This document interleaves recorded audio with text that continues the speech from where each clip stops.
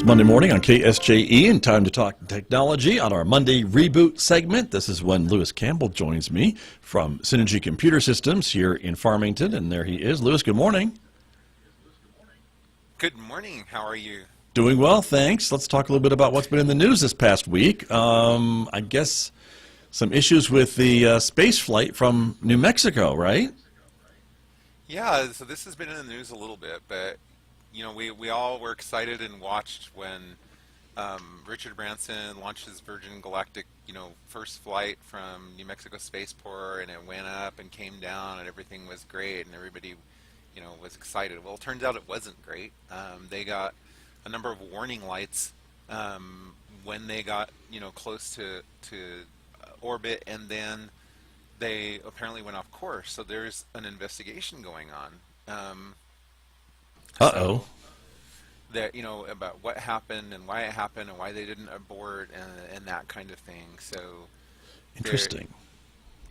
Basically, according to the New Yorker published an article just a few days ago talking about that and what it meant. And so basically, the trajectory of the flight changed, and that endangers things because you may not have enough fuel, or you may leave the atmosphere at the wrong time, all kinds of stuff. So right, interesting. And so, and from what I understand too, it's not something that you want to happen when you're on a flight like that, because you're only up in the air for a few minutes anyway, and even a couple of seconds of deviating from those highly exact computer calculations could mean you have a lot of difficulty. As you mentioned, you're going to run out of fuel, you may miss your landing zone. I mean, the list of potential problems is long and lengthy. Right. So not good. But they've canceled, or they've grounded the flights, right, in the meantime while they investigate, right? Yep. Because according to the investigators and other experts, really what should have happened. So they had something called a glide cone warning, is what it was. Yeah. And that is something that's not really good. And so the pilots should have either made immediate corrective action or aborted, and the preference would be to abort. And apparently neither of that happened. Right. So there's questions about whether or not it was Richard Branson that overrode what would regularly be good pilot decisions. Interesting. And said, no, we gotta do this because we have to be safe. We went into space, blah blah blah. But there's no evidence that he did that. It's just speculation. But still, it's an interesting thing. It definitely is. With all these billionaires going into space, I think the thing is that everybody's watching the billionaires, and they're ready to pounce if they make a mistake, which sure. I think is justified. So.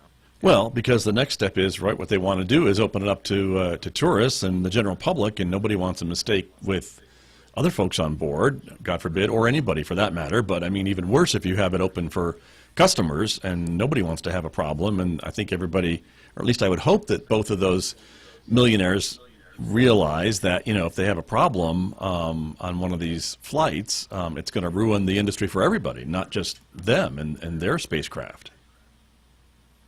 Yeah, I agree. So, anyway, all right. What else is going on? There's a new weapon that the U.S. Navy has unveiled. Tell me about that. Yeah, well, they're researching. I don't know if they've unveiled it, but it's interesting. So this is kind of fun. They have a weapon. Not for a radio guy. It's not kind of fun. No. Well, I don't know if it works on radio. That actually stops you from talking. So that's not the good. way it works, it is. Have you ever been on a Zoom call or something, and there's feedback, so when you talk your words are reflected back to you right away, with just a half a second delay or something, and how difficult it is to talk when that's happening. Well, they developed this in 2019, and it's a device that actually does that real time in front of you. So you speak, and it puts just the right delay to make it really hard for you to talk. An interesting weapon. Not sure exactly what its purpose is. I guess to keep people from communicating, in a space. There's, and the fun thing too is the articles about this had a lot of comments and a lot of people saying, well, as a radio operator, I experience this all the time, and I just got used to it, and I could still talk.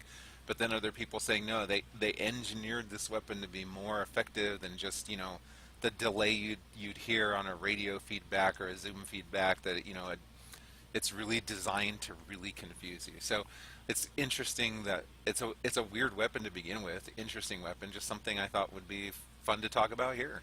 Right. Interesting. Well, and I guess maybe they think it has some uses, crowd control and maybe other things. Who knows, right? Yeah. But, okay. Anything else in our final minutes here? Yeah, there's we covered this a lot before, not so much recently, but these different streaming providers that were trying to stream live TV and getting, sued and shut down. Oh, yeah. Well, another one just got shut down, and they had come out to really carefully trying to follow the law. It's called Lowcast. They were a nonprofit. They were designed, to be in accordance with the law, but NBC, CBS, Fox, NBC sued them anyway, and basically in a court ruling earlier this week that they were put in a position where they had to shut down. So I just think that's interesting. Streaming content again, is subject to a lot of copyright and laws and infringement, so you have to be careful. Very true. Yeah. Okay. They are on notice, and now they're shut down. So that's what happens. Now they're shut down. Interesting. All right. Well, Lewis, thanks so much. Always great to talk to you. All right. Thank you, everybody, and have a great week. All right. You too. That is Lewis Campbell. He is with me every Monday at this time from Cintigy Computer Systems to talk about technology on our Monday Reboot segment right here on KSJE Farmington. In the 17th